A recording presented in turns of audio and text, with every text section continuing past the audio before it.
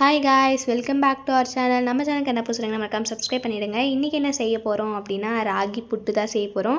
அதாவது கேவுரு மாவு புட்டு செய்ய போகிறேன். எப்படின்னா, ஃபஸ்ட்டு பேனில் வந்து நல்லா அந்த கேவுரு மாவு போட்டு வறுத்துக்கணும். ஸ்லிம்மில் வச்சு வறுத்துக்குங்க. வறுத்து எடுத்துட்டு அப்புறமேட்டு கொஞ்சம் கொஞ்சமாக தண்ணி ஆட் பண்ணி அதை பிசைஞ்சு வச்சுக்கோங்க. அது இப்படி பிடிச்சா புட்டு மாதிரி வரணும். உதிர்ட்டு விட்டா அப்படி பூ மாதிரி போயிடணும். அது பண்ணிவிட்டு அப்புறமேட்டு ஒரு வெள்ளை கலர் துணியில் அந்த மாவெல்லாம் போட்டு இந்த கட்டியாக ரொம்ப பெருசாக இருந்துச்சுன்னா அதெல்லாம் உடச்சி விட்டுட்டு நல்லா கட்டிக்கணும்.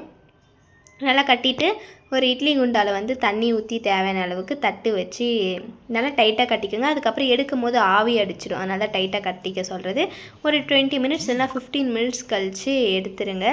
எடுத்துட்டால் வெந்துட்டு இருக்கும். அதை எடுத்து ஒரு கடாயில் போட்டு அதை நல்லா உதிர்த்து விட்டுக்கணும். ஏன்னா அது ஈரத்துக்கு வந்து இப்படி கட்டியாக இருக்கும். உதிர்த்து விட்டால் அது வந்து லூஸாக போயிடும் பூ மாதிரி. அதுக்கப்புறமேட்டு சர்க்கரை இல்லைனா நாட்டு சர்க்கரை, வெல்லம் எதுனா ஸ்வீட்டுக்கு சேர்த்துக்கலாம். கொஞ்சம் நெய், தேங்காய் துருவி போட்டால் டேஸ்ட்டாக இருக்கும்.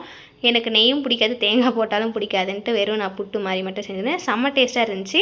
நீங்களும் செஞ்சு பாருங்கள். இந்த வீடியோ பிடிச்சிருந்தா லைக் பண்ணுங்கள், கமெண்ட் பண்ணுங்கள், ஷேர் பண்ணுங்கள்.